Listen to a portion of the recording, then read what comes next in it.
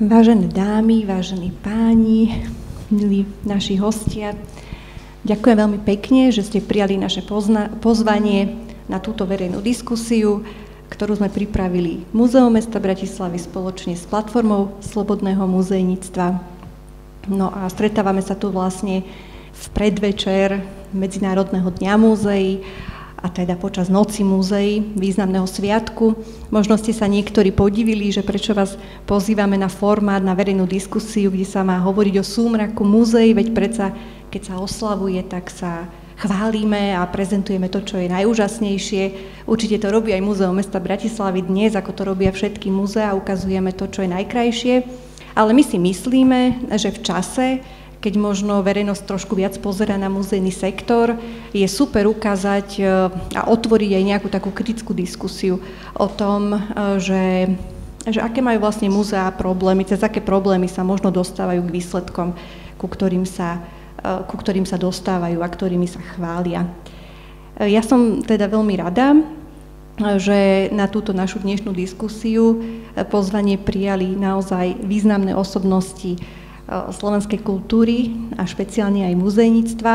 Som veľmi rada, že prijala naše pozvanie pani Silvia Hroncová, kultúrna manažérka, teatrologička, bývalá pani ministerka kultúry, ale hlavne stále v kultúre veľmi aktívna osoba, momentálne hlavne myslím ako predsedníčka občianskeho združenia Stará škola, kde prináša pestru kultúru do regiónu Gemer, Malohond, Novohrad. Takže ja ju tu srdečne vítam. Ďakujem veľmi pekne. Ďalej vítam pani Eriku Šmelkovú, ktorá vlastne pracovala v Slovenskom národnom múzeu, v múzeu Betliar, pracovala tam ako projektová manažérka, mala na starosti obnovu hradu Krásna Hôrka, no a takisto pôsobila aj vo funkcii zástupkyne riaditeľky, ešte teda tej pani riaditeľky Timej Mateovej, ktorej potom vtedajší poverený generálny riaditeľ SNM vlastne ju obral o kompetencie a dosadil tam svoju nominantku pani Predajňovú. Takže vítam aj vás, že ste prišli z Rožňavy. Vítam aj Marcelu Kvetkovú, ktorá je na domácej pôde.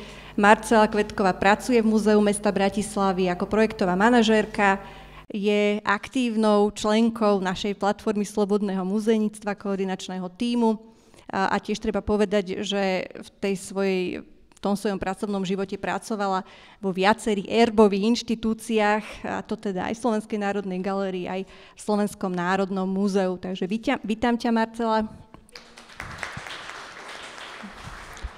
No a som veľmi rada, že prišiel medzi nás aj pán Matúš Bieščat.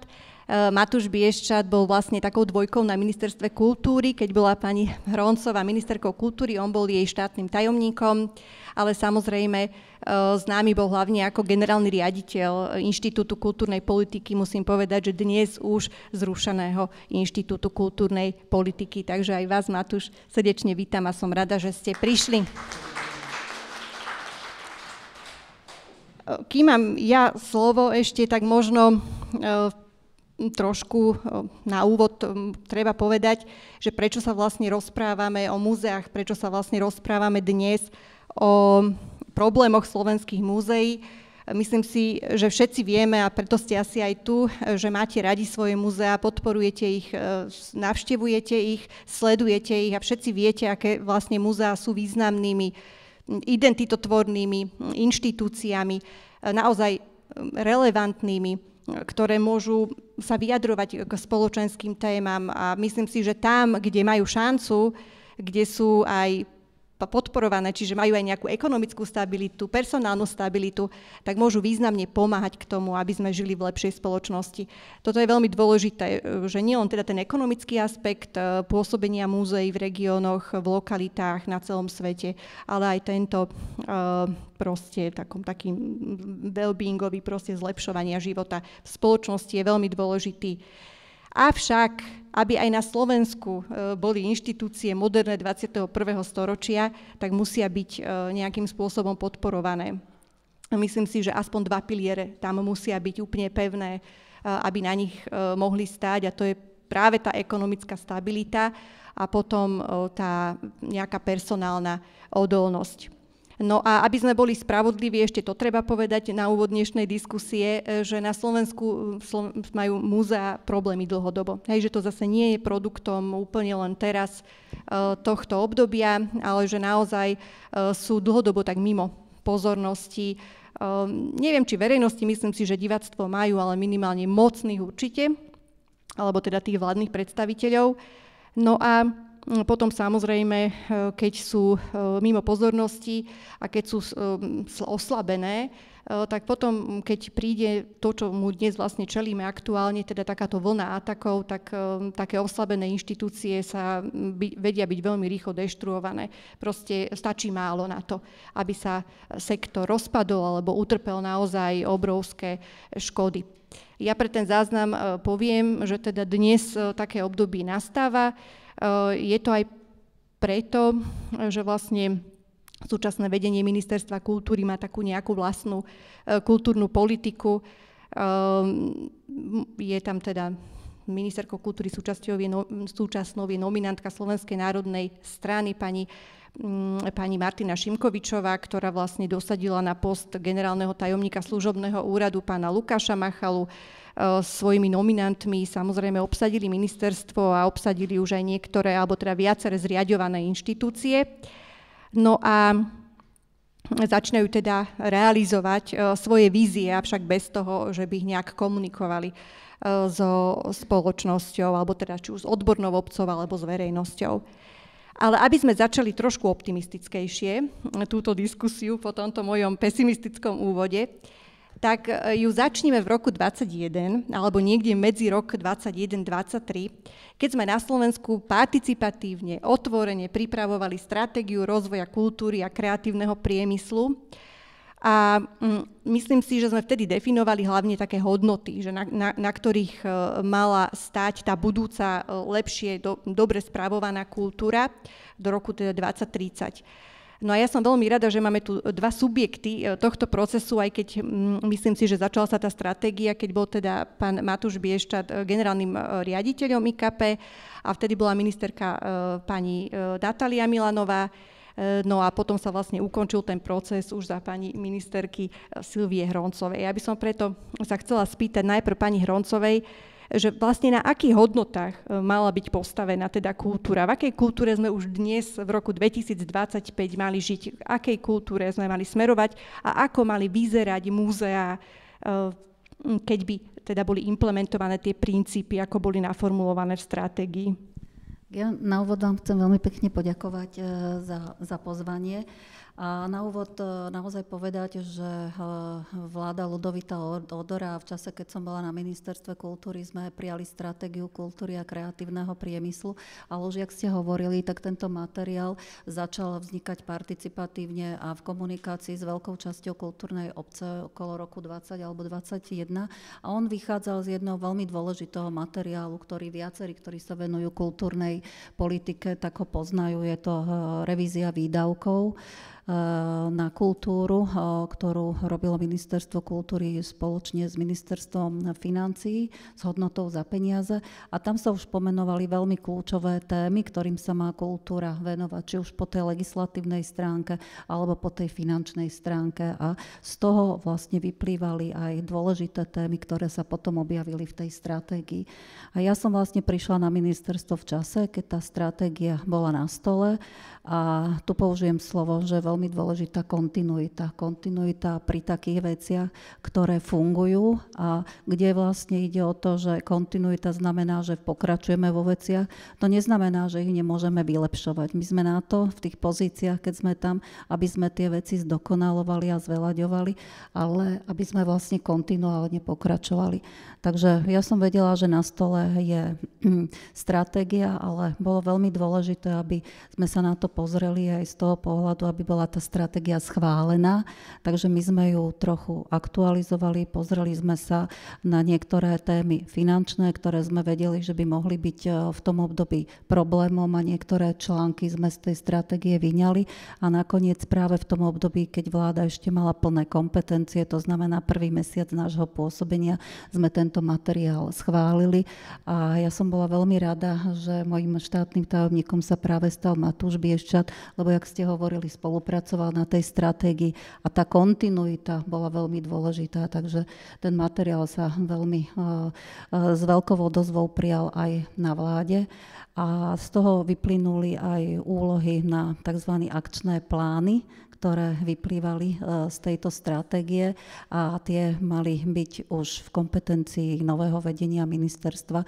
čiže tam bola úloha, že uznesenia sa mali schváliť do decembra 2023. No a tu musím konštatovať, žiaľ, že vlastne sa z tohto nič neudialo. Nemáme ani novú stratégiu, ani novú víziu, ani nejaké nové názory na to, ktorým smerom by sa mala kultúra, galéria, múzea poberať. Máme jednoducho stratégiu na stole a novú nevidíme. Aj keď táto je neustále popieraná, ale keď sa na to pozrieme z toho legislatívneho hľadiska, tak táto stratégia stále platí, ale žiaľ nie je naplňaná. A keď si povieme, aké mala hodnoty, tak tá stratégia mala aj veľké konferencie k tomu o kultúrnej politike. Jednu robilo Ministerstvo kultúry, keď to prezentovalo, druhú sme robili my, keď som bola na ministerstve. Tie konferencie sa volali Dobre spravovaná kultúra a tam vlastne prebiehali diskusie na tieto témy.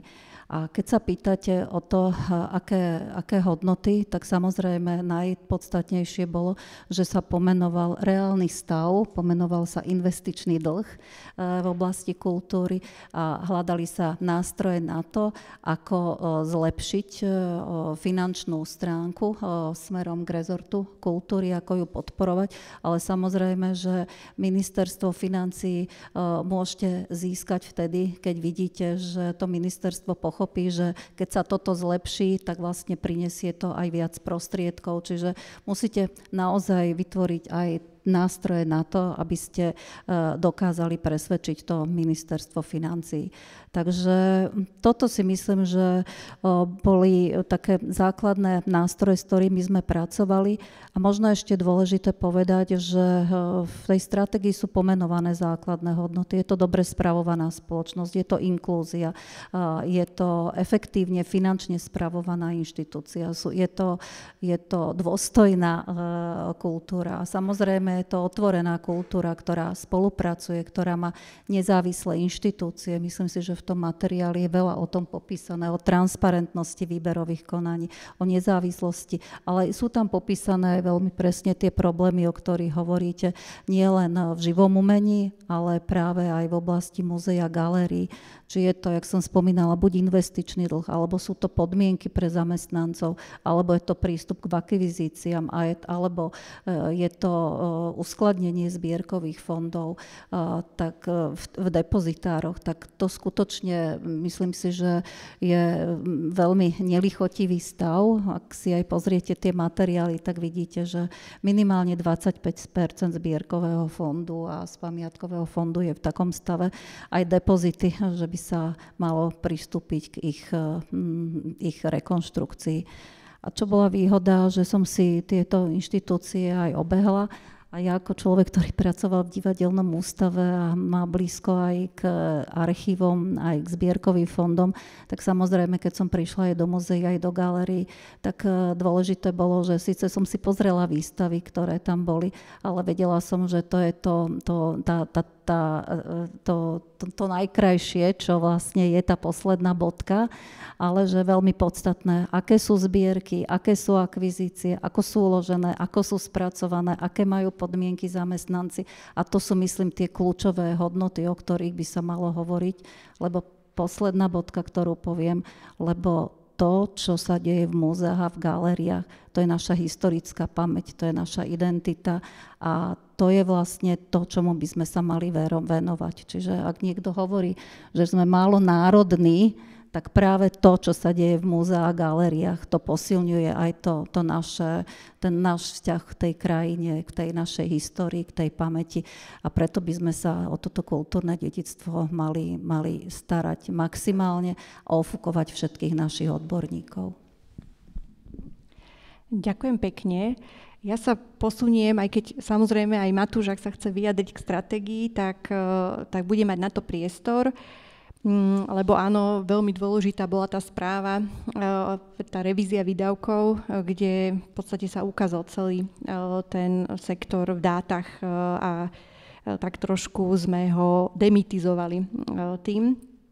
Ale sme ukázali vlastne, ktorých segmentov by sa mal rozvíjať. Hej. Mohli sme si učiť nejakú prioritizáciu. Ale ja by som využila jeho prítomnosť Matúšovu ako teda bývalého šéfa a možno posunula debatu, lebo toto je teda nejaké strategické uvažovanie, s ktorým sme boli v minulosti. Sme si ho teda zažili, odžili ako nejaký participatívny, otvorený proces.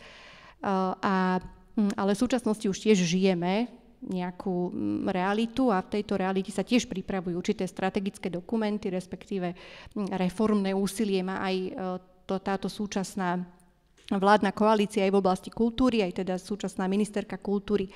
A mňa by teda zaujímalo, lebo pred asi rokom, už je to možno rok, unikol taký ten dokument, myslím, že to bol váš nasledovník potom na poste generálneho riaditeľa IKP Marcela Časa, ktorý vlastne nám všetkým jazyky nám vybehli na podlahu, keď sme si vlastne uvedomili, ako zásadne má byť prekreslený aj muzejný sektor, čiže veľmi ambiciozne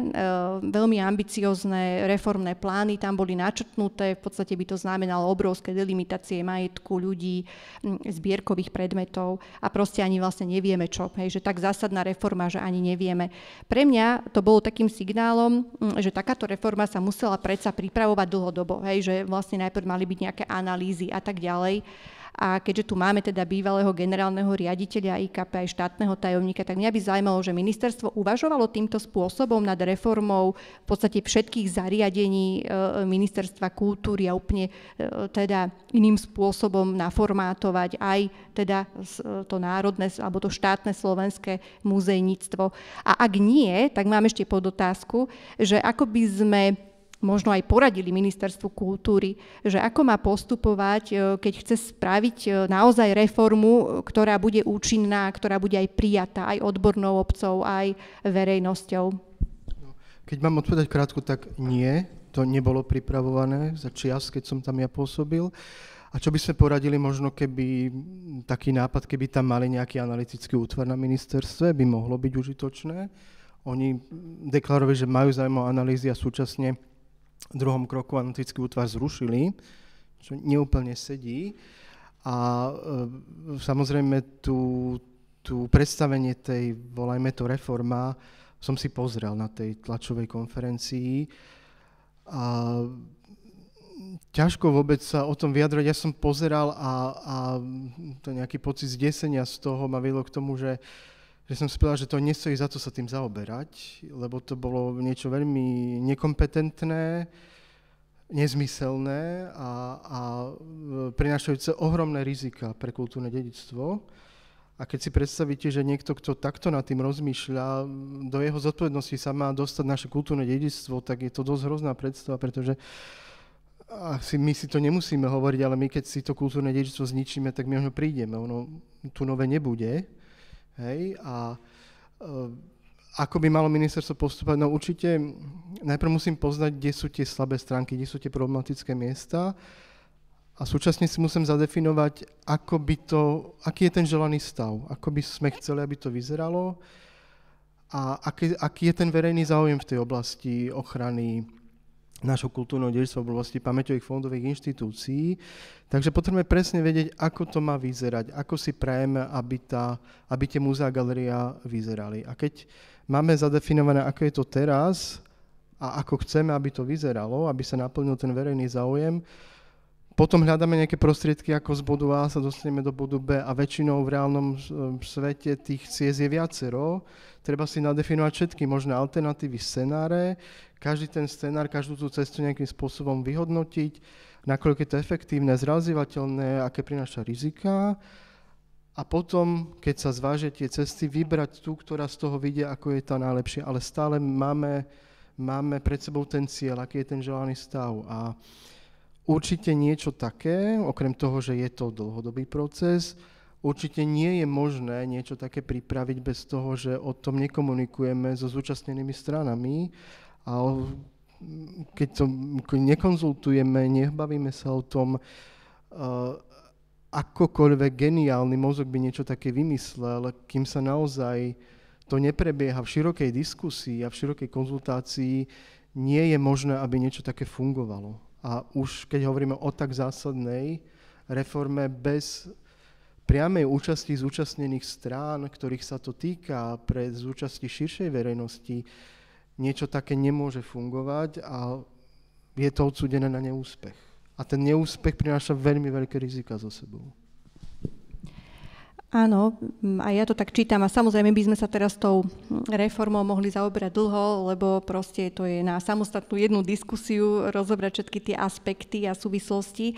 Na to nemáme čas, ale možno by ma zaujímalo, a spýtala by som sa teraz aj pani Šmelkovej, aj Marcely Kvetkovej, lebo každá vlastne nejaká stratégia, nejaká koncepcia, nejaký zákon má mať nejakú dušu, hej, niečo, také základné posolstvo na nás ide, hej, že z tej stratégie išla tá inkluzívna, otvorená, dobre spravovaná.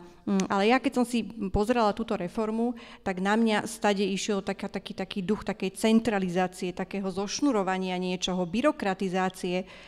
A tak by ma zaujímalo, že či ste vy akú esenciu ste vy pri tom, keď ste počúvali alebo čítali si ten dokument Marcela Časa, čo ste vyčítali, že vlastne čo má byť posolstvom tejto teda reformy alebo vízie Ministerstva kultúry a možno aj čo by ste odporúčili, že aký typ hodnôt by mala mať kultúra 21. storočia, že čo vám je blízke, pani Šmelková? Čo sa týka Slovenského národného múzea, ja sa nebránim tomu, teda respektíve mám za to, že určite je potrebná nejakým spôsobom upraviť Slovenské národné múzeum vôbec ako také, lebo je to jedna nesúrodá inštitúcia. V podstate združuje národnostné múzea s múzeami, kde sú hrady, zámky, kaštiele a tak ďalej. Takže toto bolo nejak umelo vytvorené a je to nefunkčné podľa môjho názoru, s tým, že tie múzea medzi sebou, tých 18 špecializovaných múzeí ani netvoria, veď to nemajú svoje štatúty, lebo len Slovenské národné múzeum ako také. A my vlastne fungujeme tak, že máme nejaký medzičlánok, ako Slovenské národné múzeum, keď zoberieme, je jedna budova, kde je možno kancelária generálneho riaditeľa a niekoľko administratívnych pracovníkov. A potom je 18 múzeí, ktoré naozaj, tak ako som povedala, sú rôzne. Tá komunikácia medzi nimi v podstate ani nespolupracujú, lebo to nie je o neochote, ale o tom, že ani nemajú na čom spolupracovať. Každé má svoje zameranie, každý nejak ináč funguje, svoje problémy, svoj rozsah, každý má nejaký majetok, ktorý spravuje, takže každý máme iné niečo a áno, je potrebné proste tá nejaká reštrukturalizácia celého Slovenského národného múzea, toto určite je áno, ale tak, ako povedal pán Viešta, nie je to možné riešiť z kancelárie 2 ľuďmi, lebo presne tak, nikto nič geniálne nevymyslí bez nejakej odbornej diskusie a predpokladám, že teda mala by byť určite nejakým spôsobom aj verejnosť do toho akože v podstate každý by sa mal k tomu vyjadriť a určite odborní, ktorí sa tomu venujú, odborní pracovníci dlhé roky. No. V podstate, keď zoberieme, čo sa týka nášho múzea, my sme to tak trošku ako aplikovali taký príklad, že čo by sa udialo napríklad konkrétne v našom múzeu Betliari, tak to by bolo asi tak, že áno, vznikol by možno nejaké múzeum, ktoré ani by nebolo už múzeum, ale bol by to len kaštiel Betliar, samostatný hrad Krásna Hôrka napríklad, kde by neboli odborné zložky, neboli by tam tí odborní pracovníci, neboli by tam tí kurátori, lebo by to bolo možno formou nejaký kastelán by tam bol, to znamená ktokoľvek, čo už by to nemalo tú odbornú zložku, ktorá je veľmi dôležitá. A ešte čo sa týka konkrétne týchto pamiatok, v podstate asi viete dobre, že my nemáme nejaké sezónne výstavy, teda sú, ale to je tematicky zamerané, ale tie kaštiel aj hrad majú svoje stále expozície, ktoré tam boli a vlastne oni sú stále tam. a viac menej aj čo máme v depozitároch, tak sa veľakrát reinštalovali expozície. To znamená, že tie zbierkové predmety sú tam potrebné. Samozrejme, kolegovia kurátori sa o to denne starali, od kontroly, či to bolo vlastne kontrola prostredia a tak ďalej a samotný ten stav zbierkových predmetov. Ale teraz, keď sa hovorilo o tom centrálnom depozitári, ako my si to v Betliari, ako skutočne sme si nevedeli predstaviť, že čo by to obnášalo, keď máme 30 000 zbierkových predmetov v Betliari a toto všetko by išlo do nejakého centrálneho depozitára, lebo malo ostať nejakých 20% alebo koľko. A teraz sa to možno zmieša s nejakými zbierkovými predmetmi inými. Ani nevieme, kto to bude kontrolovať, ako bolo to také nejasné. To znamená, že pre nás, pre Múzeum Betliar, to bolo úplne ako hrôza. Sme z toho, že aj ako doteraz sme fungovali a teraz niečo má takéto prísť, nevedeli sme si to predstaviť. A samozrejme, už ten obslužný personál by išiel cez nejaké možno firmy, ktoré by, áno, boli nejakým spôsobom zazmluvnené, že už by tam neboli tí pracovníci, ktorí na tom, dá sa povedať, poznali tie zbierkové predmety, dennodenne s nimi pracovali, to znamená, vedeli zabezpečiť či nejaké reštaurovanie tých zbierkových predmetov. Bolo to kontinuálne, tak ako tu aj pani Hroncová povedala, tá kontinuita je dôležitá, to sa nedá odrazu niečo seknúť a bez niečoho takého, aby to nejakým spôsobom trošku prebiehalo, niečo sa dialo okolo toho a naozaj nejaká diskusia musí byť o tom, nejaký záver z toho, to sa nedá zo dňa na deň urobiť, ako to pán Machala rieši s pánom Lukáčom, alebo kto to rieši vlastne tam. Takže. Čiže ja by som to mohla už iba uzavrieť slovami, že nejde o žiadnu reformu, nejde o žiadnu stratégiu, ide iba o snahu zobrať muzejníkom ich kompetencie pri starostlivosti o zbierky, budovy, národné kultúrne pamiatky a asi jedinú motiváciu, ktorú za tým všetci vidíme, je snaha to zobchodovať.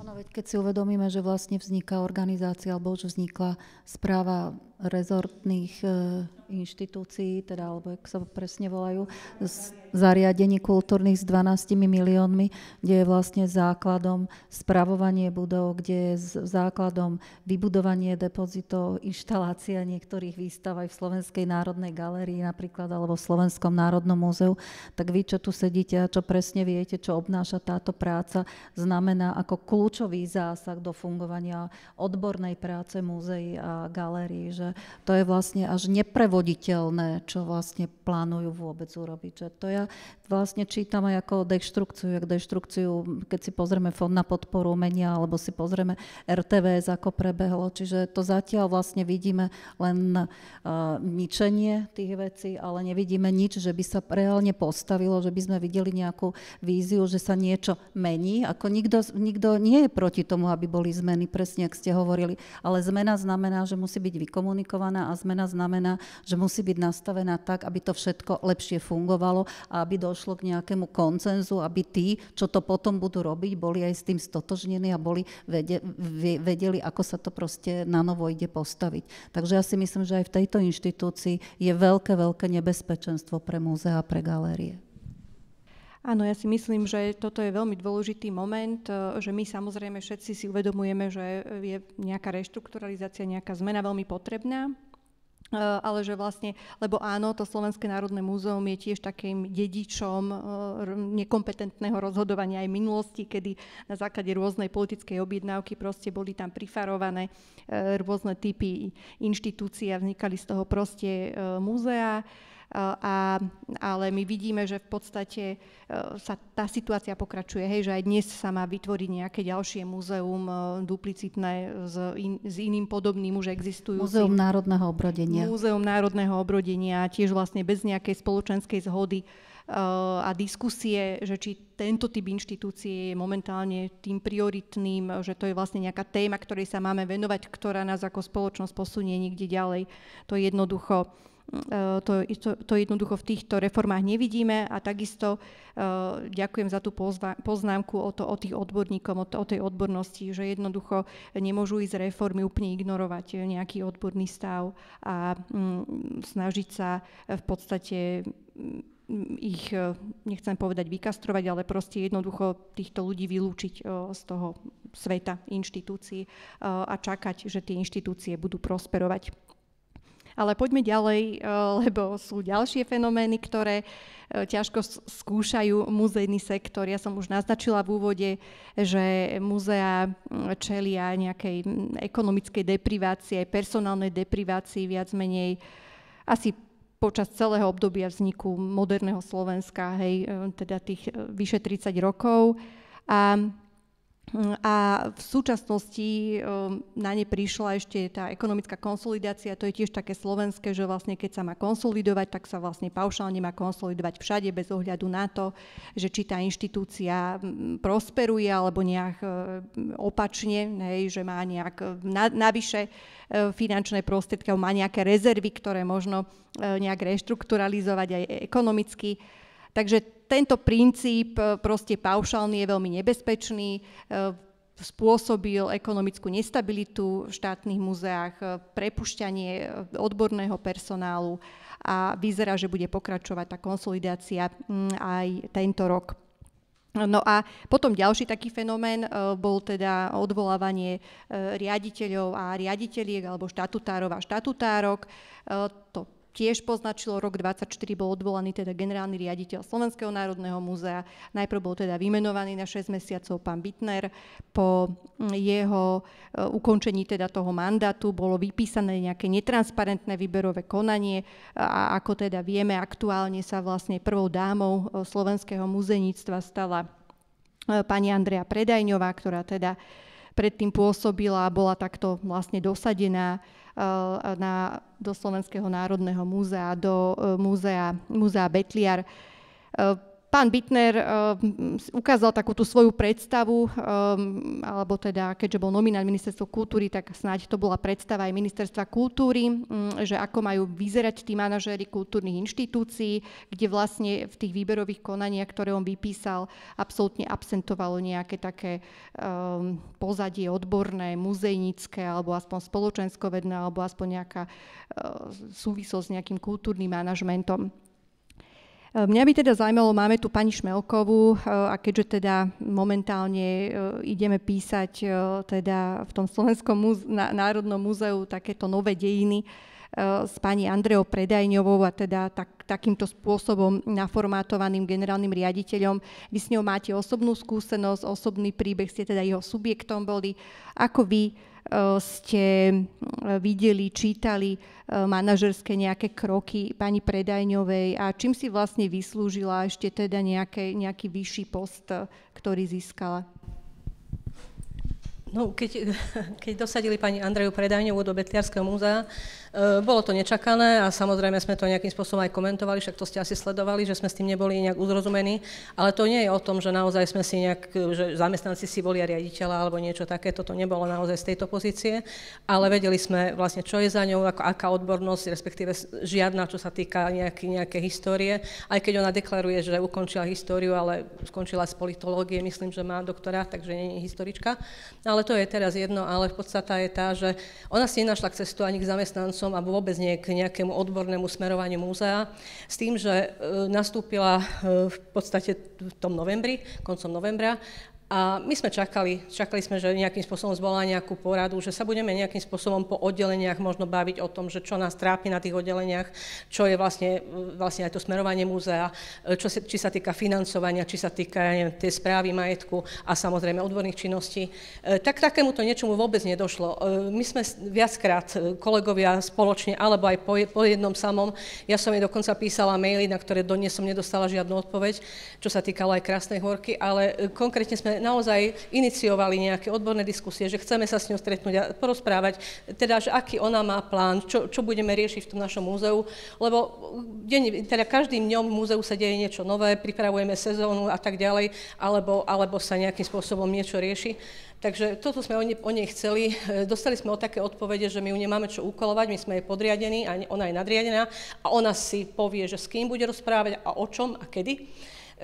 Nič sa také neudialo. To znamená, že to, čo potom uvádzala na tej tlačovej konferencii, že ona bola šikanovaná, no žiaľ, my jednoducho, neviem, či to bola šikana, keď my sme prosili pekne, aby sa s nami stretla, aby sme sa nejak ako bavili o nejakých problémoch, alebo vôbec o tom, že čo nás čaká v ďalšej sezóne, pretože my sme dovtedy fungovali tak, že každý rok, teda ďalší budúci sa riešil už na jeseň. To znamená, už v novembri, decembri sme vedeli, aké podujatia nás čakajú na ďalší rok. Už sa to plánovalo, každý vedel, čo bude robiť, či proste aj tá spolupráca tých oddelení bola nutná. Takže toto všetko prebiehalo dovtedy bezproblémovo, tak samozrejme financie boli vždy v pozadí nejakým problémom, ale dalo sa to nejak riešiť a vedeli sme nejakým spôsobom z toho vykorčulovať. Ale hovorím, žiadna nejaká odborná diskusia neprebehla. Aj s odbornými pracovníkmi, s kurátormi, viac menej tie sedenia, ktoré ona mala, čo mi rozprávali kolegovia, boli o všetkom, len nie o odbornosti. Riešila veci príkazom, bez toho, že by vedela, kto čo robí. To znamená, že ani nevedela, že napríklad, či máme reštaurátorku. Po 3 mesiacoch vošla do ateliéru reštaurátorky, riešila, v podstate reštaurovala nejaký obraz a že čo robí a kto jej to prikázal a zvyšovala na ňu hlas. Pani, dá sa povedať, už v dôchodkovom veku nebola na to zvyknutá, pretože vedela, že čo má robiť a tieto veci bežne fungovali, takže bolo to také zvláštne a hovorím, absolútne žiadna nejaká debata, zastrašovanie a možno pozícia moci. Viete, keď my sme za ňou išli s niečím, ona asi možno nevedela nám odpovedať a to ju viac podráždilo. Bez toho, že by, no tak sadníme si, skúsme, hej, ona má nejakú predstavu, možno povie, že sa mýlime a že nerobili sme to správne, ale ju to ako keby nahnevalo, takže ona bola o to viac potom nepríjemná, agresívna a naozaj mladé kolegyne to niekedy schytávali na dennej báze. Mňa zase ignorovala, takže mňa ako keby odpísala tým, že ja som bola dovtedy zástupkyňa a tým dňom 25. novembra sa to skončilo, to znamená, ona dostala to poverenie na zastupovanie a mne skončilo. Takže možno toto bolo pre ňu také nejakým, jednoducho mňa nemohla chytať za nos alebo pod krk, ale ignorovala ma úplne. Takže žiadne nejaké, keď som chcela ísť na kontrolný deň na Krásnu Horku, jednoducho mi to zakázala, alebo respektíve nepodpísala mi priepustku, som nemohla opustiť pracovisko. A dovtedy som sa zúčastňovala asi 110 kontrolných dní, takže to, viete, bežné procesy, kontinuita bola dodržaná, odrazu sa to niekde seklo a my sme nevedeli, čo máme robiť. Čo sa týka aj Krásnej Horky, však to ešte možno sa k tomu dostať, nechcem sa tomu venovať, ale tam boli nastavené odborné činnosti, čo sa týka reštaurovania zbierkových predmetov, to všetko zastalo, ono to stojí. To, že stavba stojí, a respektíve, že tam prežívajú, to je jedna vec, ale druhá vec, že aj Krásna Horka sa tvorila tak, teda celá obnova hradu sa tvorila tak, že súbežne sa tvorili aj teda projekty na obnovu stavebných častí a novostavieb, ale súbežne išlo aj vlastne to, že aké predmety treba reštaurovať, aká bude tá expozícia, čo je potrebné dotvoriť. Takže toto stojí momentálne, absolútne sa s tým nič nerieši. A áno, možno poriešili stavbu, že našli nejakú firmu, to, čo som ja predtým robila, dá sa povedať ako inžinierskú činnosť a manažment za tabuľkový plat muzeálny, tak teraz majú firmu za 200 000. Netvrdím, oni nejak fungujú, oni sa snažia, lenže problém je v tom, že stoja, lebo to sú zase ďalšie veci, čo sa týka Krásnej Horky, naozaj to rozsiahla téma, do tohto vás nechcem teraz až natoľko s tým zaťažovať, ale jednoducho hrad Krásna Horka je vo vážnom ohrození, čo sa týka obnovy a idú zlou cestou. To znamená, to, čo teraz sa deje v múzeu, tam proste ako keby sme kopali, že jeden proti druhému, hej, lebo na generálnom riaditeľstve ideme proti múzeu Betliar alebo proti pracovníkom, ktorí tam dovtedy robili, ktorí nás, dá sa povedať, všetkých prepustili. A teraz oni proste áno, proti nám, ale nie, že za Krásnu Horku, ale vybíjame sa medzi sebou, takže toto určite nie je v poriadku. No a pani Predajnová, no ja si myslím, že splnila možno maximálne úlohu od pána Machalu, že má všetko vyčistiť a vlastne všetkých nás prepustil, lebo toto sa aj podarilo. No, je to hrozivé vás počúvať, akým spôsobom sa teda má viesť kultúrny manažment teraz za súčasného vedenia Ministerstva kultúry. Mňa by ale ešte zaujímalo, že čo to vlastne znamená pre región, keď je múzeum v kríze, pre región, ako teda vy pôsobíte.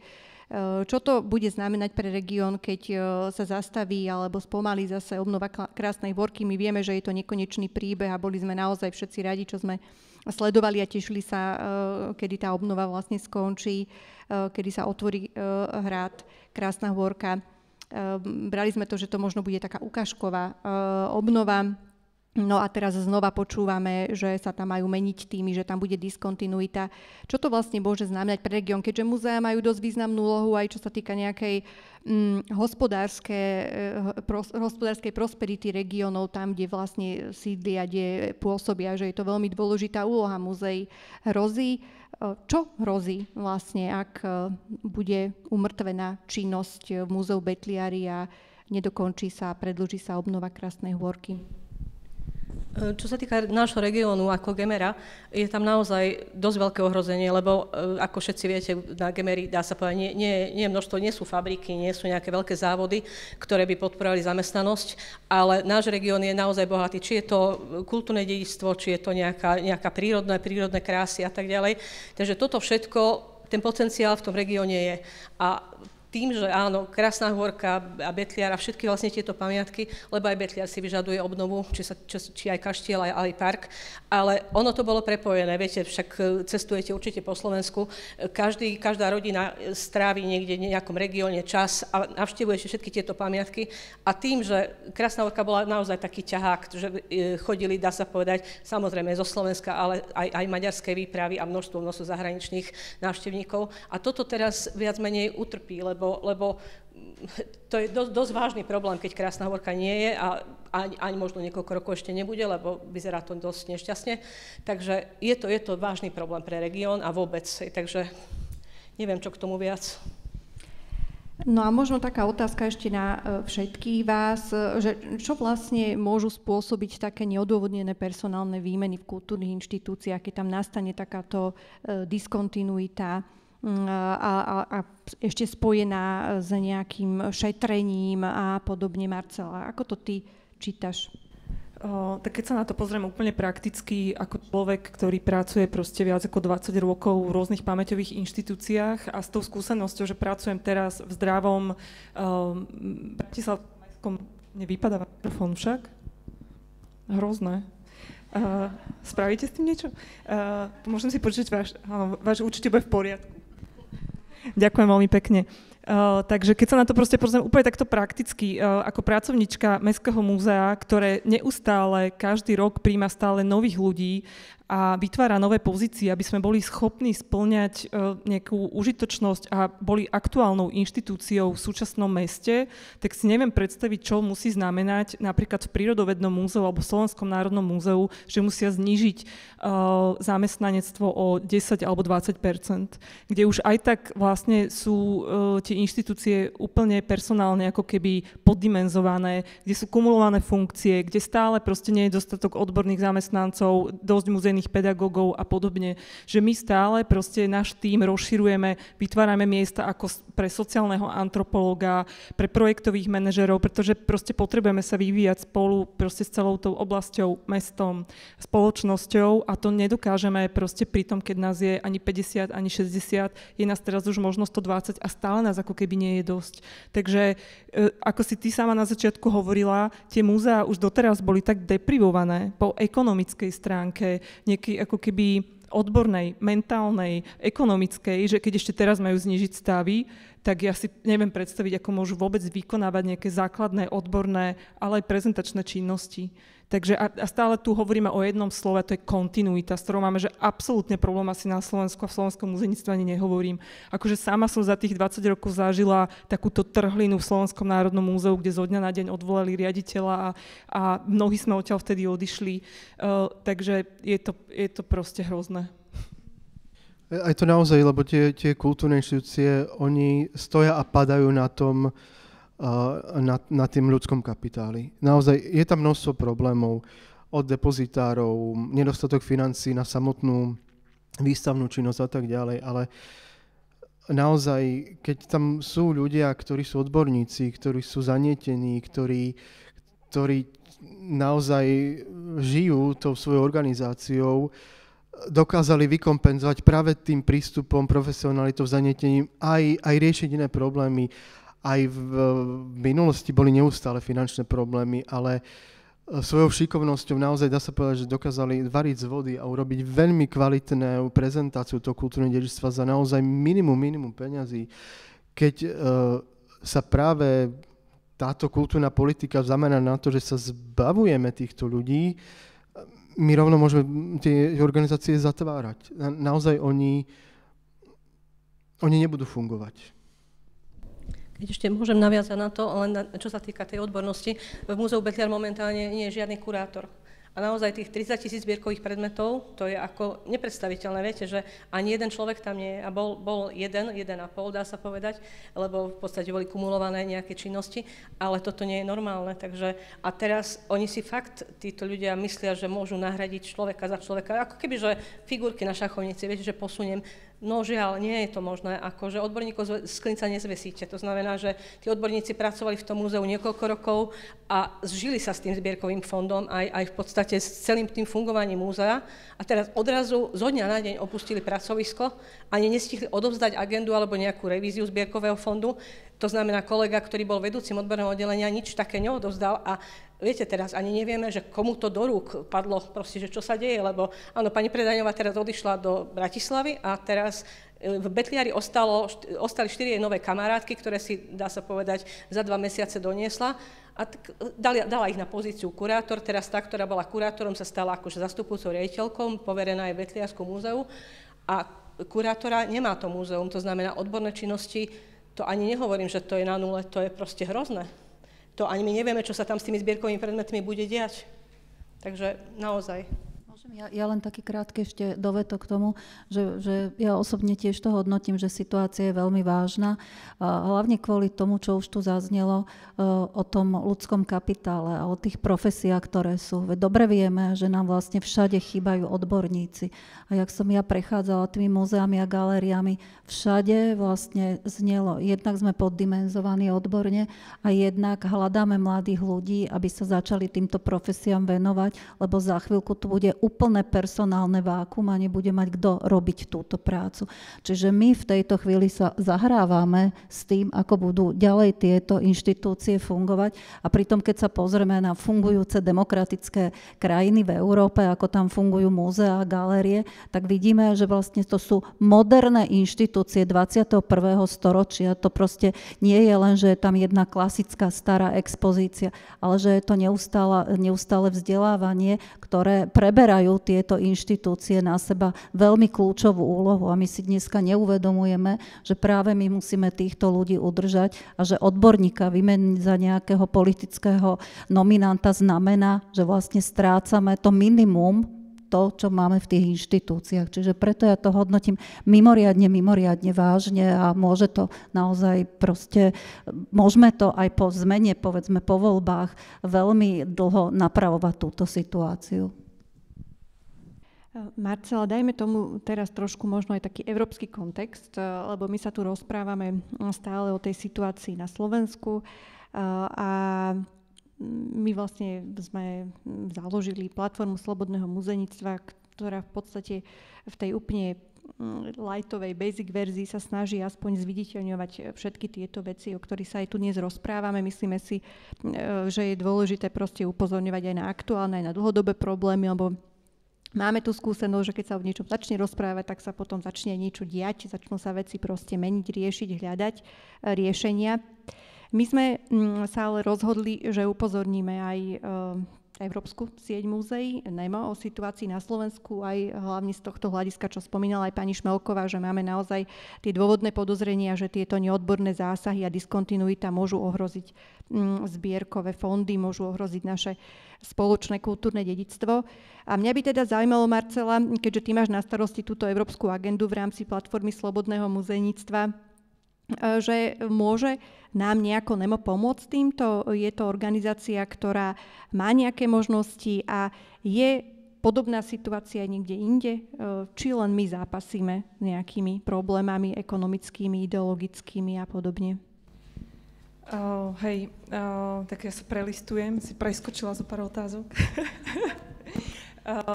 Áno, tak my sa so Zuzanou smejeme, že v našej platforme slobodného muzejníctva mám ja na starosti ako keby tú medzinárodnú agendu a my sme urobili v podstate úplne nejaký jednoduchý taký list, otvorený list, kde sme spísali tie najdôležitejšie nejaké problémy alebo deštrukčné kroky vedenia Ministerstva kultúry a ich dosah na muzejníctvo.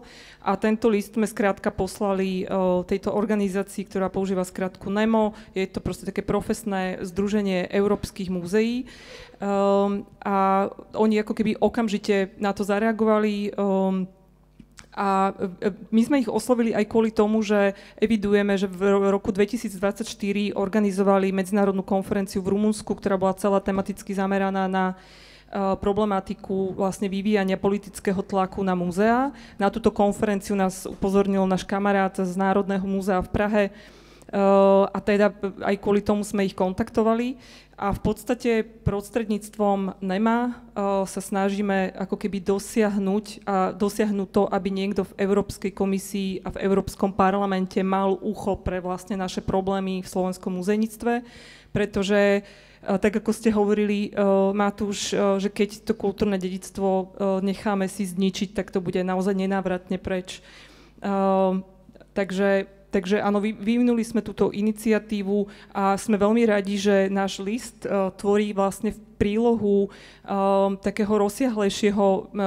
rozsiahlejšej správy alebo reportu, ktorý pripravila táto organizácia vôbec všeobecne o vyvíjaní politického tlaku a stráte nejakej samostatnosti múzeí v Európe ako takej. Čiže ak sa, Zuzana, pýtaš, že či sa to týka iba Slovenska, tak samozrejme, že nie, veď sledujeme, že čo sa vo svete deje. Určite ste zachytili, že sa konsolidujú nemecké múzeá, ktoré sa proti tomu ale že brutálne vzbúrili, okamžite začali spolupracovať, majú veľmi silnú asociáciu vlastne múzeí, ktorá pracuje v oblasti advokácie múzeí. Sú to profesionálne proste miesta a ľudia, ktorí s tým majú skúsenosti, sformulovali si nejaké požiadavky, ktoré prezentujú neustále vláde a ten tlak je ako keby možno oveľa väčší v niečom. Takže, ale čo je zaujímavé je, že táto organizácia, keď sa pripravovala na túto medzinárodnú konferenciu, tak urobila taký jednoduchý prieskum, kde sa vlastne všetkých svojich členských ako keby inštitúcií pýtali, či majú skúsenosť s nejakým politickým tlakom na ich činnosť. A odpovedali muzejné pamäťové inštitúcie z 34 krajín a zo 156 pamäťových inštitúcií a zistili, že viac ako 70% z nich vlastne cíti vysokú ako keby mieru polarizácia spoločnosti a v súvislosti s tým aj tlak na ich činnosť. A je z toho taký jednoduchý ako keby prieskum, alebo taká správa, ktorá sa dá nájsť na webovej stránke NEMA, z ktorej vyplýva, že takými 4 základnými piliermi toho politického vplyvu je presne to, s čím sa stretávame aj u nás, čiže zásah do rozpočtov, politické odvolávanie riaditeľov, snaha zmeniť ten narratív alebo snaha zmeniť alebo zastaviť vystavovanie alebo vôbec hovorenie o niektorých citlivých témach. A štvrtú oblasť si nepamätám. Počkajte.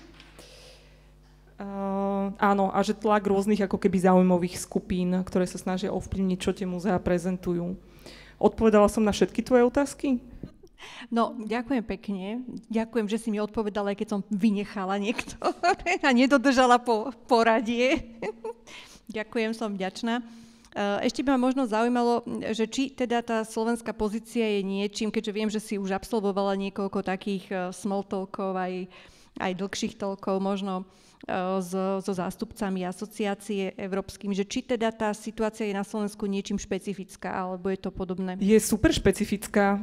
Ja som vo štvrtok mala call so šéfkou asociácie estonských múzeí, ktorá nás vlastne okamžite pozvala na medzinárodnú konferenciu, pretože hovorila, že to je vlastne úplne neuveriteľné, čo sa deje na Slovensku.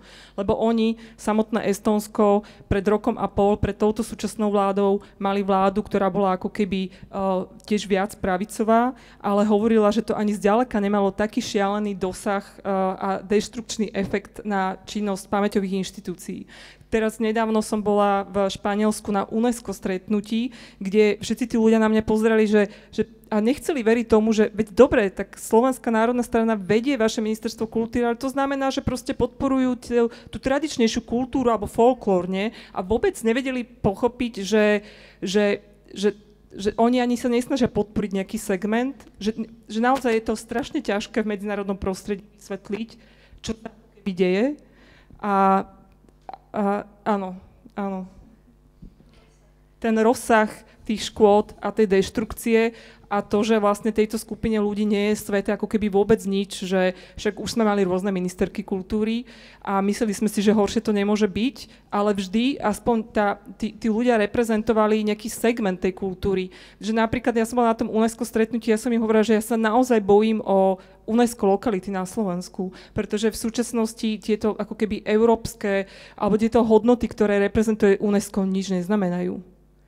Že je to šialené. My nedostaneme dotáciu na staroveku gerulatu, pretože sme proste mestské múzeum, alebo pretože nie sme kamaráti, alebo čokoľvek. Takže naozaj podľa mňa tá miera je šialená. A málo kto s ňou má podľa mňa ako keby v takomto s takýmito ako keby deštrukčnými postupmi má málo kto skúsenosť aj pri veľmi zlých a nedemokratických vládach. Ďakujem pekne. Poďme ďalej, lebo tém je ešte dosť v poradí.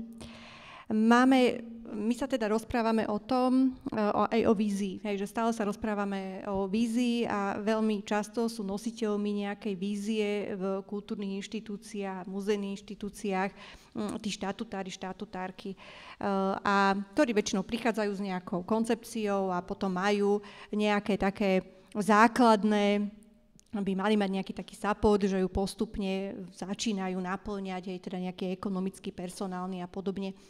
A takým nástrojom, ktorý môže pomôcť, alebo napomôcť tomu, nie je to všeliek samozrejme, sú práve tie verejné výberové konania, kde súčasťou nich, alebo teda transparentné výberové konania, ktorých súčasťou napríklad bolo verejné vypočutie, no na Slovensku tiež to nebolo teda štandardom, v žiadnom prípade ja som pozerala, že myslím, že zákonnou povinnosťou verejné vypočutie sa stalo v roku 2023, len a vtedy vlastne sa zmenila aj tá možnosť, že je možnosť štatutárky vlastne odvolávať bez udania dôvodu.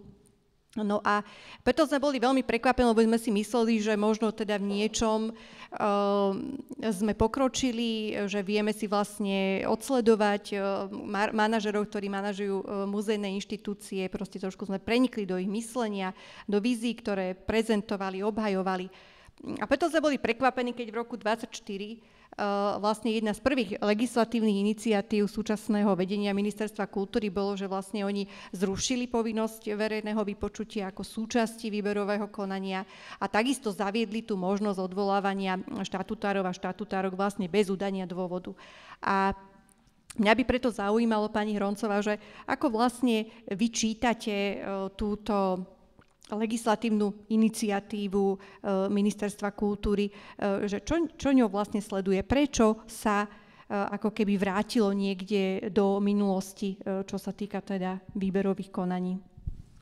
Pokiaľ viem, tak výberové konania verejné boli smernicou za pani ministerky Milanovej pripravené a viem, že vlastne keď som tam ja bola, tak sme vlastne v tomto systéme pokračovali, tuším 1 alebo 2 výberové konania sme robili. To znamenalo, že je dostatok času na prípravu a to znamená, že všetci vedia, aká je výberová komisia a transparentné znamená, že sa to streamuje a verejne sa odprezentuje koncepcie. A vy ste hovorili o tej novele zákona a tá vlastne je dneska úplne štandardom, že väčšina zákonov a noviel zákonov ide cez poslanecké návrhy a keď sa to dostane do parlamentu, tak my vlastne netušíme, aký vlastne nakoniec toho zákona vznikne a čo je cieľom, len vlastne vždy je pre nich takou stratégiou, že dostať do parlamentu cez poslanecký návrh zákon a potom vlastne ho nejakým spôsobom modifikovať a na konci vlastne z toho vyjde proste niečo úplne nové, čo oni možno plánovali, ale cez poslanecký návrh to v prvom čítaní tak nevyzeralo. Ako dobrým príkladom je napríklad Fond pre podporu umenia. Takže toto bola aj tá stratégia. A pritom ja, keď sa vrátim tej našej stratégii, že my sme to krátke obdobie, čo som tam bola, tak sme vlastne celé ministerstvo, naozaj celé ministerstvo, ako tam bolo veľmi veľa kvalitných špičkových odborníkov, mladých ľudí, tak sme pracovali na tom, aby sme vlastne už začali implementovať tú stratégiu a jedna jedným vlastne zo základných kľúčových tém bolo aj novelizácia zákona o múzeách, galériách. O tom bola samozrejme veľká diskusia, sa tam stretávali aj odborníci, aj zvonka, aj z ministerstva, ale vôbec sme neriešili tieto personálne témy, lebo toto sa nám zdalo, že je veľmi dobré, keď sú dané nejaké normy, ale skôr sme riešili ďaleko kľúčovejšie témy, po ktorých múzea volajú už, to tuším, od roku 2013, a to je vlastne smerom k téme štandardy. A to si myslím, že to je ďaleko kľúčovejšia téma ako to, že novelizovať zákon len kvôli tomu, aby som proste odstránil veľmi rýchlo riaditeľa. A naozaj, keby som k tomu, že keď sa máme z niečoho poučiť z tejto situácie, tak to je naozaj väčšia demokratizácia. Aj organizácie, ktoré priamo zriaďuje Ministerstvo kultúry, oni nemôžu byť vazalom ministra. Ja chápem, že minister má zodpovednosť, ale tam musia byť nastavené naozaj, už či pri výbere tých štatutárov, nejaký verejný, transparentný proces musí byť štandardom. Musia byť tie podmienky, naozaj nemôže sa stať, že človek, ktorý sa oháňa nejakým diplomom z histórie a nemá žiadne skúsenosti, sa stane generálnou riaditeľkou najväčšieho múzea na Slovensku, ktoré má pracovisko od Myjavy až po Svidník. So 150 budovami. A naozaj my musíme veľmi starostlivo upraviť tú legislatívu, aby ten výber, aj to odvolanie musí byť jednoznačne jasne zdôvodnené. Takáto svojvoľa, že ja sa rozhodnem a odvolám, výrazne škodí fungovaniu tých organizácií. Čiže naozaj, keď niečo nám táto šialená doba ukazuje, je to čo najviac v demokratických princípoch zaviesť aj do organizácií, ktoré priamo zriaďujú ústredné orgány štátnej správy. A ako je to, Marcela, v zahraničí? Ako je to v zahraničných múzeách? Je to veľmi dobre, keď sa smeješ. Áno, ja tým uvoľňujem stres, vieš, z tejto diskusie. Ako je to v zahraničí? No samozrejme, nedá sa to úplne akože zhrnúť v dvoch vetách, ale myslím, akože chcem povedať ešte na začiatku dve veci, že to, čo sa aktuálne deje a akým spôsobom prebiehajú výberové konania na riaditeľov najväčších alebo erbových inštitúcií na Slovensku, sa nedá porovnať asi s ničím, úplne, že široko ďaleko.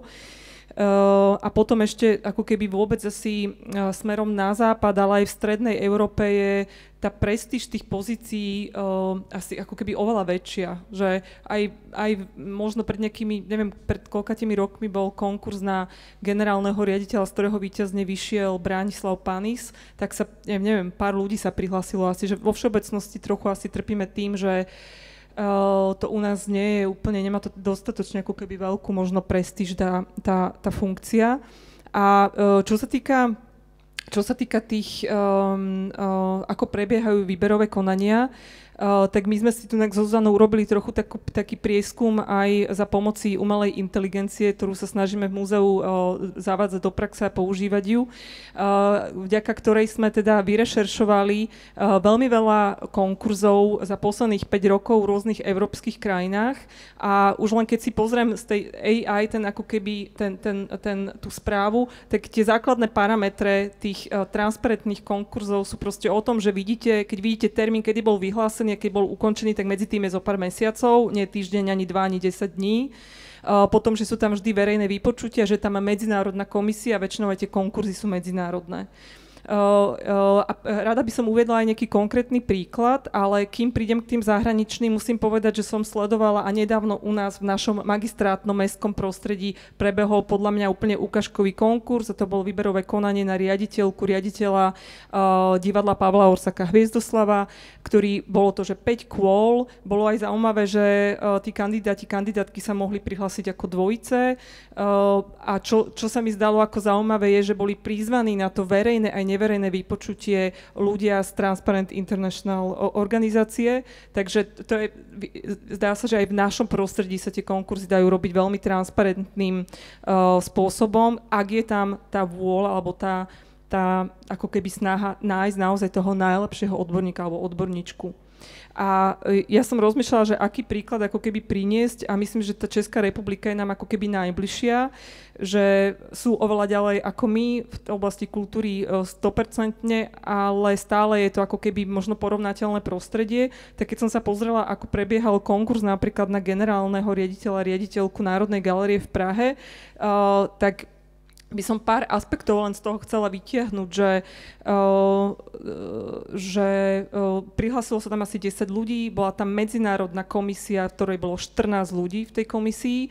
Tá komisia urobila najprv pohovory so všetkými 10 uchádzačkami a z nich odporúčila 3 ľudí a títo 3 ľudia predložili koncepcie a tieto koncepcie čítali ľudia, to musím prečítať, tieto koncepcie týchto 3 kandidátov čítali odborníci z Georges Centre Pompidou v Paríži, Metropolitného múzea v New Yorku a tá 3. inštitúcia bola Albertina, viedenská Albertina. Takže to je ako taký rozmer, keď si predstavíme, hej, a si to porovnáme so Slovenskom. A to asi ste to možno sledovali vlastne z tohto konkurzu, ako víťazka vyšla poľská, v podstate odborníčka, kunsthistorička, ktorá sa volá Alicia Knast. Hej. Podobne to bolo v Rudolfínu napríklad, hej, ktoré patrí ešte pod Filharmóniu a pod Ministerstvo kultúry, alebo nedávno prebiehal v MUMOKu, teda Múzeu moderného umenia vo Viedni konkurs, ktorý vyhrala nemecká kurátorka, kunsthistorička Fatima Hellberg, taká známa, čiže tu inštitúcia za rohom. Takže taký krátky report z týchto zahraničných konkurzov, myslím, že je jasný, že čo sú tie nástroje tých transparentných konkurzov, ktoré sa snažia nájsť čo najkvalitnejších ľudí. Môžem ja ešte k tomu doplniť ku konkurzom jednu takú podstatnú vec, že veľmi dobré príklady ste uviedli, ale to znamená, že v týchto kultúrnych inštitúciách sa nemení vedenie zo dňa na deň. A tak, jak tu vlastne, ako sme počuli, jak sa odovzdáva krásna hôrka. Kultúrne inštitúcie sú o tom, že je tam dlhodobé plánovanie. Dlhodobé plánovanie znamená, že si ten riaditeľ so svojím manažmentom nastaví aj v múzeách a galériách proste nejaký výstavný plán, ktorý vlastne má svojich partnerov, s ktorými spolupracuje. A dnes, keď počujeme napríklad, jak sa odovzdáva agenda v krásnej hôrke.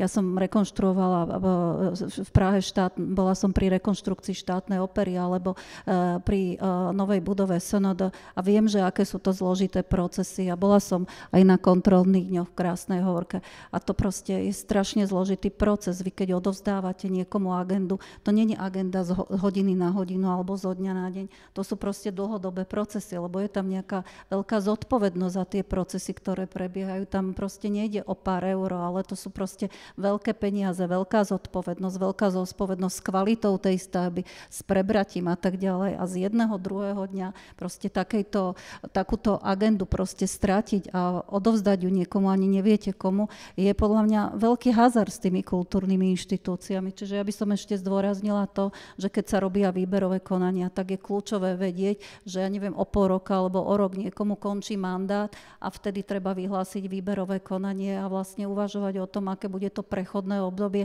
aby tá kontinuita, o ktorej hovoríme od začiatku, fungovala a tá inštitúcia proste nebola v prevádzke ohrozená. A ja by som ešte chcela doplniť, ale zároveň je podľa mňa dôležité, aby tam bol aj ten mandát akože jasne stanovený. Že ja som zase ako mladá nadšená múzejnička pracovala v Slovenskom národnom múzeu a niektorí riaditeľa tam boli 30 rokov. Takže to je opačný extrém zase. Áno, samozrejme, ale presne to naše znepokojenie, tak ako hovorila aj pani Hroncová, práve spočíva v tom, že u nás sa vôbec nedbá na nejakú kontinuitu, lebo ten, kto proste má záujem, aby tá inštitúcia proste prosperovala, tak naozaj si dá na to čas, aby mohol nájsť nejakú náhradu a potom je tam naozaj to prechodné obdobie. U nás momentálne sa najviac týkajú tieto diskontinuitné problémy, ohrozenia práve Slovenského národného múzea, A poďme sa teda trošku zamyslieť nad tým, že prečo vlastne prečo sa dnes tak veľa rozprávame o Slovenskom národnom múzeu a prečo vlastne celá muzejná obec tak trošku so znepokojením sleduje situáciu v Slovenskom národnom múzeu. Je Slovenské národné múzeum niečím špeciálne v rámci siete slovenských múzeí? Má nejaké úlohy, nejaké poslanie, ktoré je jedinečné práve pre toto múzeum a preto nám to nemôže byť jedno? Pani Šmelková. Alebo Marcela. Môžem urobiť úvod k tomu? Slovenské národné múzeum je moja srdcovka. Slovenské národné múzeum je najväčšia kultúrna inštitúcia na Slovensku, ako ste hovorili. Keď som tam ja pracovala, mala viac ako 500 zamestnancov po celom Slovensku. Má veľmi špecifickú, nie úplne praktickú asi štruktúru. Doteraz je to 18 špecializovaných múzeí po celom Slovensku. Najvýznamnejšie lokality ako Spišský hrad, Červený kameň, Bratislavský hrad a podobne. Čiže je to... Ako chcela by som proste žiť v krajine, kde záleží na tom, kto vedie Slovenské národné múzeum. A myslím, že keď to porovnáme zároveň, ja som potom dlho pracovala a ešte úplne moje srdce tlče pre Slovenskú národnú galériu. Keď to porovnáme, tak si myslím, že na tej Národnej galérii vidno, akú úlohu by aj to Slovenské národné múzeum mohlo zohrávať v tej sieti. Že tej Národnej galérii sa podarilo dostať ako keby tie galerijné činnosti na nejaký európsky štandard a že ako veľmi pozitívne to ovplyvňuje celý sektor, keď tá národná inštitúcia má niečo ako web umenia, keď je zdigitalizovaná, keď robí nejaké služby aj v tejto oblasti, keď má galerijných pedagógov, keď robí konferencie celoslovenské, aký môže byť ťahuňom a príkladom a zároveň takáto inštitúcia tiež vytvára taký ako keby dopyt, že učí tých ľudí, že tie kultúrne služby môžu mať perfektnú úroveň, že tie vzdelávacie programy s tými rodinami môžu mať obsah a môžu meniť náš život k lepšiemu a toto všetko by mohlo splniť aj Slovenské národné múzeum, keby malo nejaké podmienky pre rozvoj. Pani Šmelková, vy ako... Neviem, či k tomu ešte môžem niečo dodať, respektíve určite múdrejšie nič nevymyslím, ale naozaj ako erbová inštitúcia Slovenské národné múzeum sú zaslúži, aby naozaj aj to výberové konanie, aj aby malo na čele ani neviem, či manažéra, či muzejníka, ale naozaj nemôže to byť bez nejakých verejných vypočutí, bez nejakej jasnej koncepcie. Tu asi nebola žiadna koncepcia, neviem, čo vlastne bolo za tým skrytým výberovým konaním, ale vieme, ako to aj tí vlastne uchádzači, ktorí boli. Viete, už napríklad mne to je také čudné trošičku, alebo čudné, možno aj pre vás všetkých, že pán Bittner, ktorého aj vylúčili z prvého kola, alebo nesplňal ani tie základné podmienky, ale kľudne mu dovolili 6 mesiacov viesť túto inštitúciu a rozbili ju vlastne. On rozbil predtým Slovenskú národnú galériu. No v podstate áno, viete, že bol, áno, na toto poslúžil, ale vlastne už ani nesplňal tú podmienku do výberového konania, ktorú možno splňala pani Predajňová, čo si myslím, že asi to je skoro rovnaké, takže neviem, čo k tomu. V podstate áno, Slovenské národné múzeum, tak ako ste povedali, ako začleňuje múzea po celom Slovensku a nie je to jedno, kto ho vedie, určite nie. Čiže vlastne Slovenské národné múzeum je tá inštitúcia, cez ktorú Ministerstvo kultúry realizuje nejakú svoju metodickú činnosť voči celej sieti múzeí. Áno, to... Môžem sa len opýtať, že ten víťazný projekt pani Predajňovej, on je už zverejnený, keďže výsledky sú... Nie, nič nie je zverejnené, ani vôbec vlastne žiadna informácia.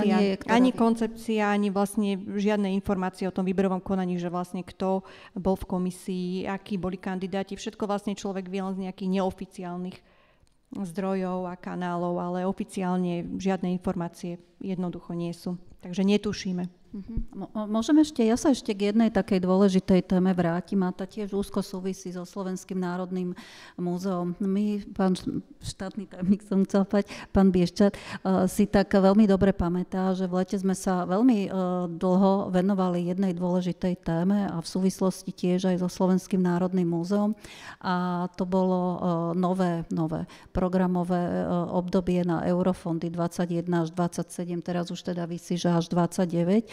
A vlastne moja predchodkyňa pani Milanová pripravila taký informatívny materiál na vládu, kde vlastne jeden program, ktorý proste neišiel cez Ministerstvo kultúry, ale tuším, že cez MIRI, ale ktorý sa nazýva Rekonštrukcia národných kultúrnych pamiatok v správe štátu.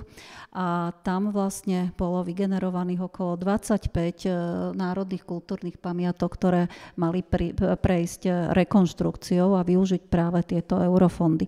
My cez to leto sme sa veľmi intenzívne venovali tomu, že sme aktualizovali tento materiál, lebo veď ako všetko sa vyvíja a sme doplnili tento materiál a nechali novému vedeniu na stole, doplnili sme ho na počet 33. A z toho veľkú časť, asi možno 50%, tvorili národné kultúrne pamiatky, ktoré sú v správe Slovenského národného múzea. V tom čase sme veľmi chceli, aby sa zachovala tá čiastka, ktorá bola plánovaná z eurofondov. Ona bola okolo, ak sa nemýlim, okolo do 250 miliónov. A dnes si myslím, že to je ďalšia obrovská výzva, aby sme zase nehazardovali s týmito európskymi peniazmi a fondami, aby sa tieto prostriedky využili práve v tomto programe na rekonštrukciu národných kultúrnych pamiatok.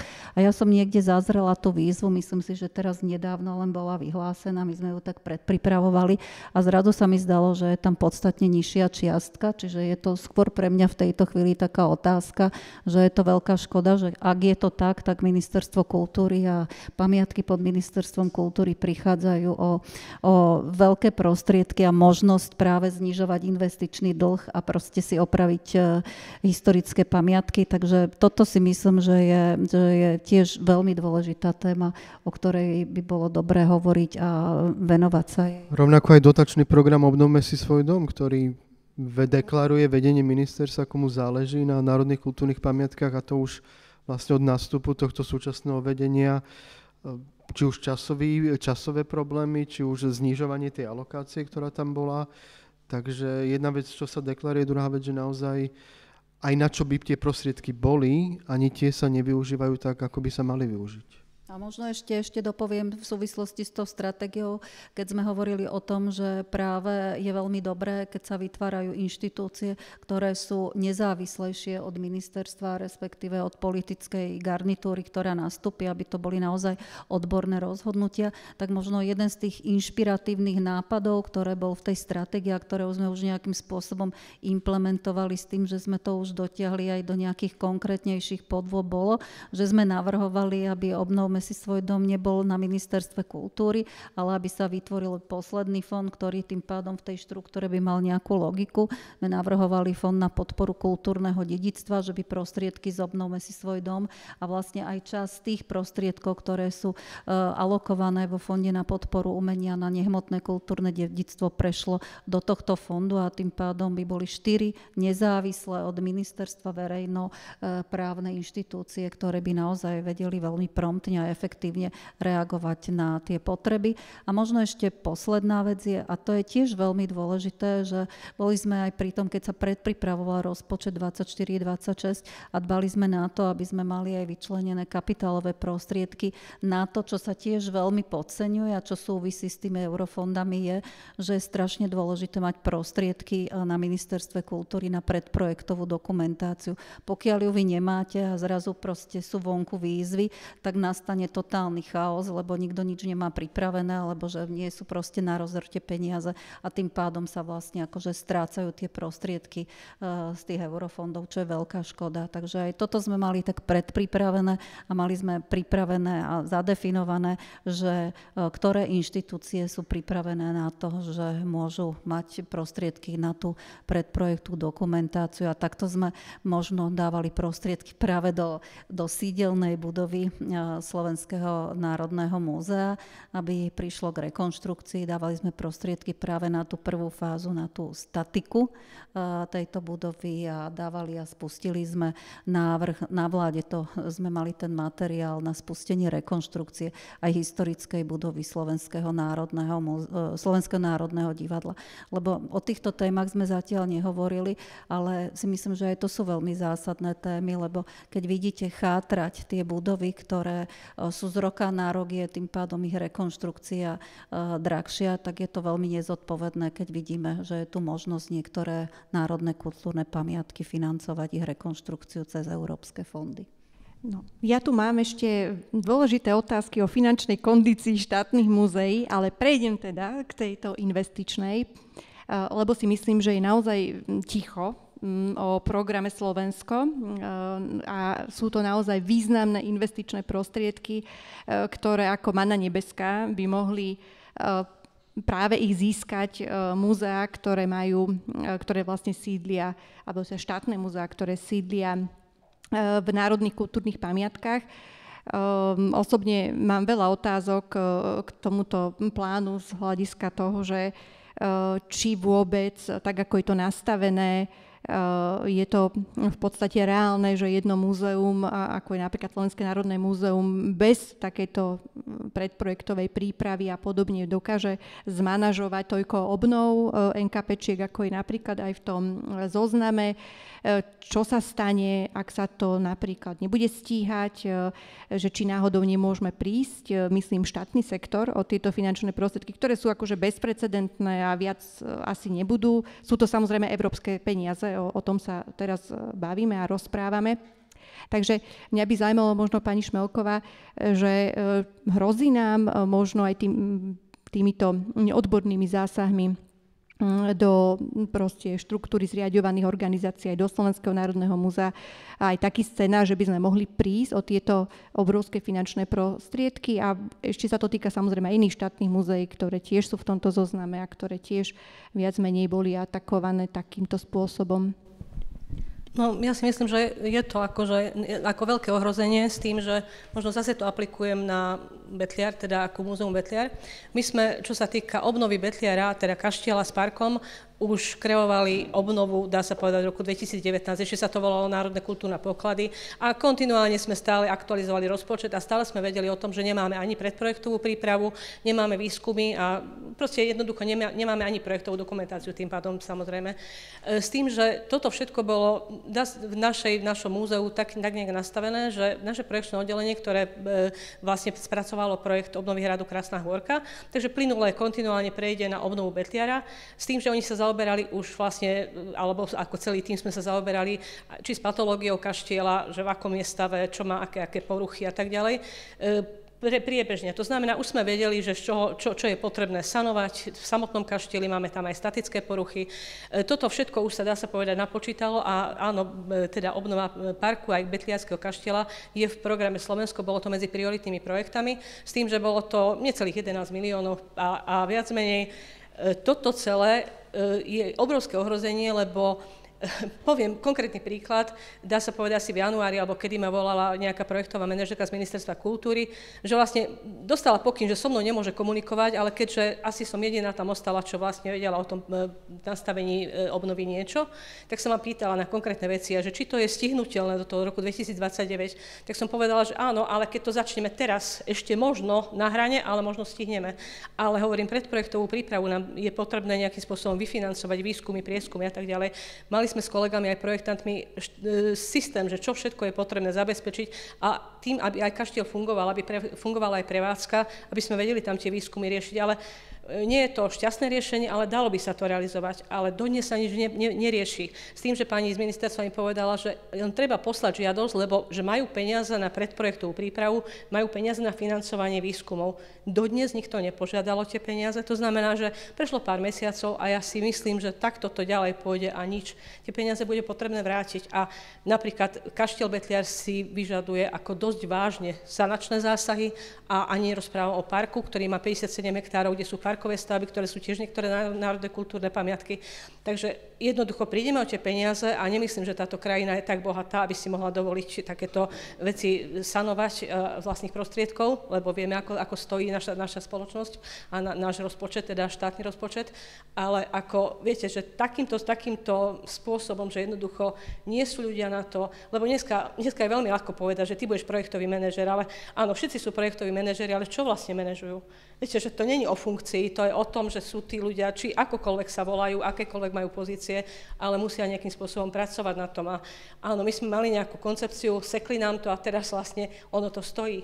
A potom čo? Odrazu sa možno bude musieť zatvoriť kaštiel Betiar, lebo jednoducho bude v takom stave a čo potom ďalej? Ak sa nemýlim. Tiež projektová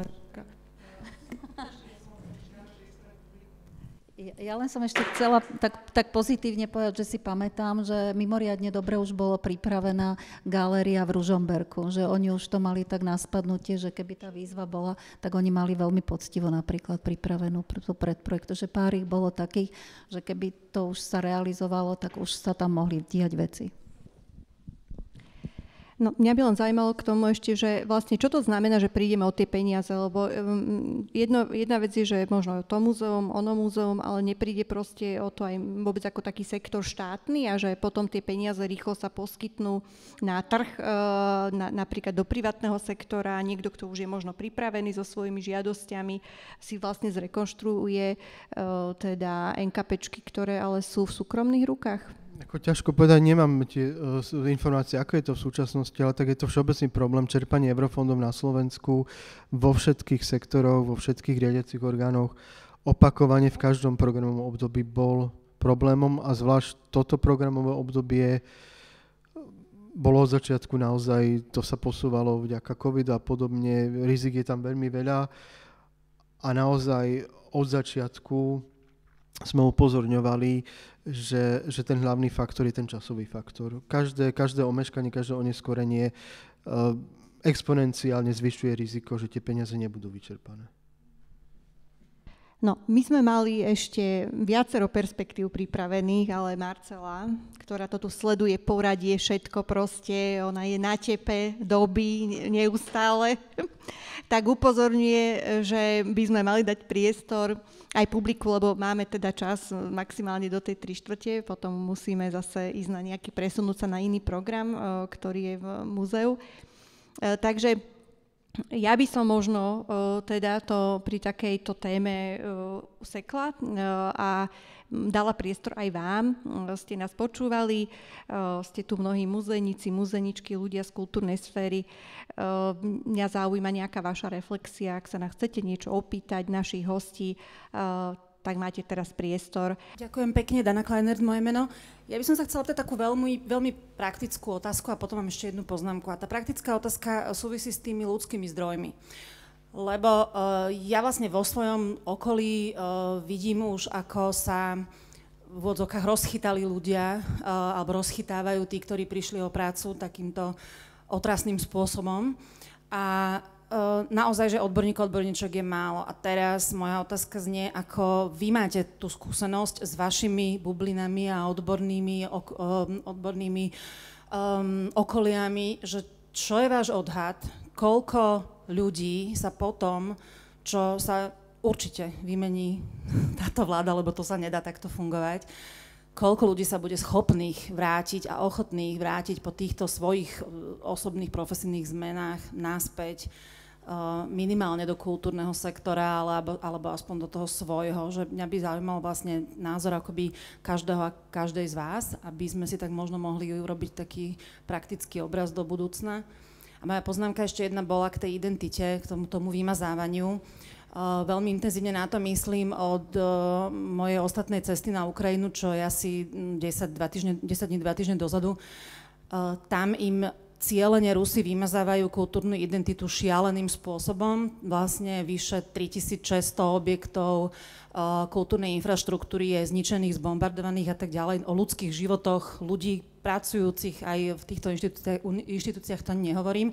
Ale mala som možnosť rozprávať sa s deputy ministerkou kultúry, ktorá hovorila, že oni napriek vojne a vďaka vojne majú obrovské znalosti, ako chrániť svoje kultúrne dedičstvo a veľmi radi aj to samozrejme budú chcieť zdieľať s ostatnými krajinami Európskej únie a tak ďalej, čo je podľa mňa vzácna vec, ale je šialené, ako oni si to napriek tomuto nepriateľovi chránia a my máme toho vnútorného nepriateľa, ktorý nám likviduje tú identitu absolútne zvnútra šialeným spôsobom. Tak k tomu som len chcela dať, že túto poznámku, že aj takto sa dá teda identita mazať a je to teda strašidelné. Takže poprosím vás len také tie vaše odhady, že koľko ľudí by sa možno mohlo vrátiť, prípadne možno inak sa na to pozrieť, koľko ľudí si vy myslíte, že sa určite nevráti a na to musíme byť pripravení. Ďakujem. Nie je to ľahká otázka. Ja som si pri tejto otázke spomenula na obdobie mečiarizmu a vtedy, čo sa dialo na Ministerstve kultúry. A to bol veľký zásah, lebo vtedy tiež inštitúcie, sa pamätáte, strácali svoju kultúrnu identitu, múzea, galérie, divadla, vytvárali sa intendantúry a po ukončení tejto vlády prišla vláda, ktorá vlastne tieto rozhodnutia menila a zase sa navrátili tie inštitúcie k svojim statusom a bola tam taká energia na novo postaviť tie inštitúcie.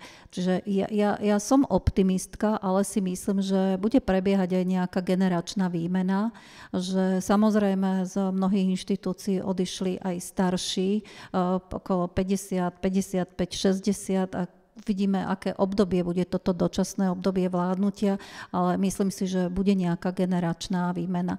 Samozrejme, že snažím sa byť optimistkou, takže si myslím, že proste niektorí odídu, niektorí pôjdu do iného odboru, ale ja pevne verím, že takých 80% sa navráti. Ja som asi veľká optimistka, lebo ja si myslím, že všetci, čo tu dnes sedíme, že nám na tých inštitúciách mimoriadne záleží. Ja som prešla divadelným ústavom, teraz čítam, že možno stratí právnu subjektivitu, niekde to bolo, neviem, či je to pravda, alebo nie, ale jednoducho pracovala som v Slovenskom národnom divadle, čiže ja vlastne mám veľmi hlboký vzťah k týmto inštitúciám a sú to proste ikonické inštitúcie, tak jak Slovenské národné múzeum, Slovenská národná galéria bola našou výkladnou skriňou v tejto chvíli po tom otvorení, takže ja pevne verím, že ten ľudský potenciál, ktorý tu je, tak nám tak záleží na tej našej krajine a na tých inštitúciách, že jednoducho ten návrat bude. Ale samozrejme bude to veľmi ťažké,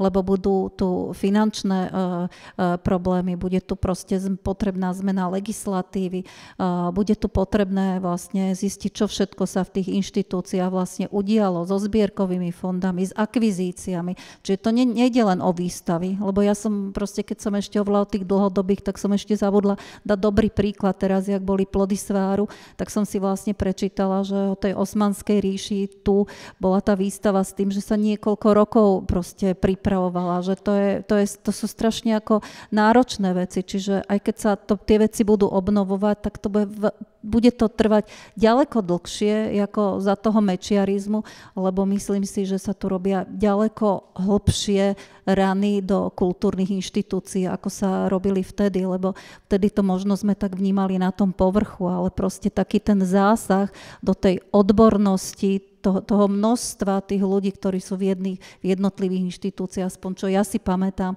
sa mi zdalo, že neboli až tak agresívne, ako sú teraz. Že toto je ďaleko vážnejšia situácia a teda pozrime si príbehy z histórie minulého storočia. No, pani Hroncová bola teda optimistická, povedala, že 80%, a my tu máme pani Šmelkovú, ktorí vlastne žijú tento príbeh, že viac menej jej kolegovia aj ona opustili Múzeum Betliar, tak mňa zaujíma, že ako to ona vidí, že či by ste sa vrátili späť v prípade teda nejakej zmeny. Tak tým, že ja som v podstate stavbárka, nie som muzejnička ako a priori, ale toto nie je ani o tom, že či by som sa nevrátila, lebo naozaj svoju prácu som mala veľmi rada. Kolegovia, kolektív, myslím. No to chcem práve hovoriť, že viete, aj kolegovia už si teda našli niektorí svoje ďalšie pôsobiská, len poviem to takto, že viete, kde sú tie záruky, lebo áno, svoju prácu sme mali naozaj radi, ale teraz sa vrátime napríklad, viete, a čo keď, lebo my sme boli tak dehonestovaní a tak ponížení, ako skutočne bolo to veľmi nepríjemné. Verte tomu, že aj kolegovia, no neniesli sme to dobre psychicky, vrátane mňa, vrátane mladších kolegov, takže neviem, viete, áno, mali svoju prácu radi, kurátor, kolega, vedúci odborného oddelenia, neviem, či by sa vrátil, lebo nemá tú záruku, že vlastne vedel by pokračovať v tom, kde prestal, jednak, lebo nevie, čo by zdedil. A ďalšia vec, a čo keď sa stane o pár rokov znova to isté. A toto by už nikto z nás asi neuniesol. Takže áno, generačná výmena, to je, predpokladám, že asi toto bude. Že nebudú to asi tí istí ľudia. Toto a naozaj táto spoločnosť, aby si vychovala odborníkov a takých, ktorí boli zanietení a milovali svoju prácu A napriek tomu, že to boli fakt tabulkové platy, nízke platy, ale viete, tá pridaná hodnota mňa ako stavbárky, keď som prišla do múzea pracovať, bola neskutočná. Ako ani proste takýto rozmer, dá sa povedať, ako rozvoja mojej profesie, ako stavebnej profesie, aj vôbec, čo som získala v múzeu, takže je to fakt obrovská pridaná hodnota, čo sa týka kultúrom, takomto a svete múzeí. Neviem, čo na to viac povedať, takže je to smutné, čo sa udialo. Môžem aj ja odpovedať?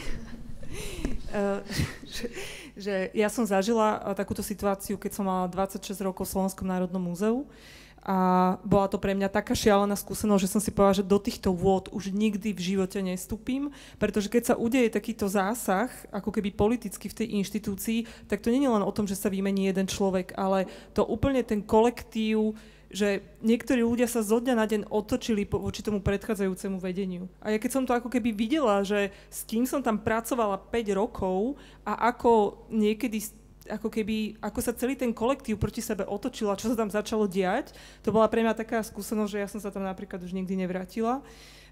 Ale teraz napríklad, keď sledujem všetky moje kamarátky a kamaráti, ktorí dali výpoveď v Slovenskej národnej galérii, tak väčšina z nich zostáva v oblasti kultúry. To sú proste tak špecifické profesie, že aj keď mnohí z nás sme sa snažili sa zamestnať v nejakých dobre platených reklamkách alebo nejakých iných miestach, tak sme tam až tak úplne dobre neúspeli alebo sme tam ani neboli šťastní. Takže väčšina z nich ako keby zostáva trochu v tých záchranných sieťach tej kultúry, ale stáva som strašne zvedavá, čo sa udeje v Slovenskej národnej galérii, kde to bolo tak dobre našlapnuté a tak vybudovaný proste postupne ten tím, že asi sa to úplne nikdy už nevráti tam, kde to bolo, ale možno príde proste niečo iné, nové, proste nejaká generačná výmena a možno to bude úplne fajn.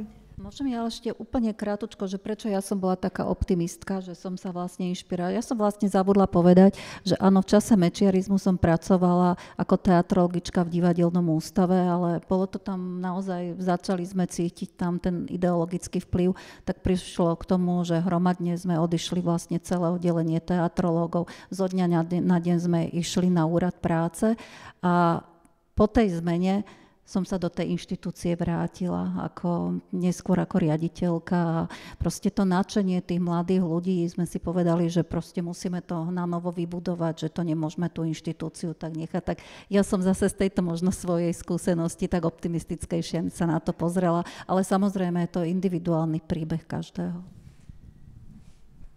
Ja ten pomer neviem odhadnúť, ale určite aj to tu zaznelo, sa musíme pripraviť, že to bude nejaký čas trvať, že to nebude zo dňa na deň. A preto je dôležité sa na to pripravovať už teraz. Už teraz zbierate skúsenosti, poučiť sa z nich, sieťovať sa, vytvárate platformy, komunikovať s susednými krajinami, so zahraničím.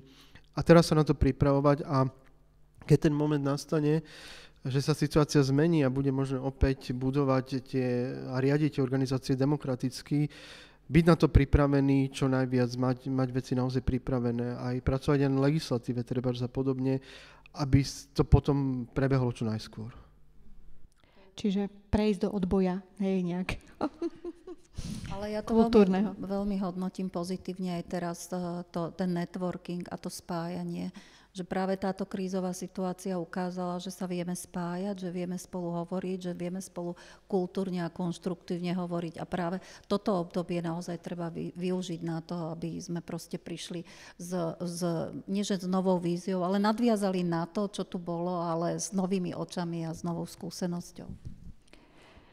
Ďakujem pekne. Miro Lacko, nech sa páči. Ja len takú poznámku ešte k tej personálnej politike, že v súčasnosti v Nemecku vedúce pozície vo všetkých veľkých múzeách sú obsadzované univerzitnými profesormi alebo profesorkami, hej, že tam v podstate neexistuje situácia ako tu, že tu bol nejaký generálny riaditeľ, no už nehovorím o tých politických nominantoch, ale aj v minulosti, hej, že generálny riaditeľ bol magister, ktorý nemal ani doktorát, to je absolútne neakceptovateľné. Takže tam dokonca už v niektorých tých múzeách, ktoré sú, ako majú štatút vedeckého ústavu v rámci toho Leibnizského Mannschaftu, tak dokonca už vedúci oddelenia proste sú buď juniorskí profesori, a teda majú aj pozíciu vlastne na nejakej univerzite, alebo teda vyslovene ako riadni profesori v týchto výskumných múzeách. Takže toľko ešte taká krátka poznámka k tej personálnej politike, že ako sme tu hlboko pozadu na Slovensku v tomto smere, čo sa tej odbornosti týka, a napríklad aj prepojenia s univerzitami a podobne. Ďakujeme pekne. Má ešte niekto aj otázku alebo reflexiu? Ak nie, tak sa ešte niečo, Matúš? No, ja sa teda poďakujem sa vám, hostia, naši milí, že ste teda prišli dnes a podporili verejnú diskusiu o problémoch slovenských múzeí. Chcela by som ešte možno dodať takú nádej, že nebude prvá a posledná, ale že to bude nejaký formát. Dnes sme to možno zobrali tak viac zo všeobecná, kontextuálne cez tie kultúrne politiky a dopady tých kultúrnych politík na jednotlivé inštitúcie, a verím, že možno do budúcnosti sa budeme špecializovanejšie venovať a možno pôjdeme aj do iných múzeí, jednotlivým základným múzejným odborným činnostiam a podobne, čiže že sa raz z toho stane možno nejaké muzejnické fórum. Hej, my v to veľmi dúfame, že sme to dnes len tak akože začali, nakopli a že to bude mať nejakú životaschopnosť a že tak, ako sme našli platforma Slobodného múzejníctva partnera v Múzeu mesta Bratislavy, takže sa nám takéto partnerstva budú ďalej ešte replikovať. Takže ďakujem hosťom, ďakujem publiku. Táto diskusia bola nahrávaná, takže budeme veľmi radi, keď budete sledovať naše sociálne siete, či už teda Múzea mesta Bratislavy alebo platformy Slobodného múzejníctva, a potom budete zdieľať aj so širším publikom, lebo dnes je taký deň, že múzejníci, múzejničky sú väčšinou v práci, tak aby sa dostali možno aj oni k obsahu, ktorý sme tu dnes vlastne sprostredkovali. Takže ďakujem pekne. Ďakujeme za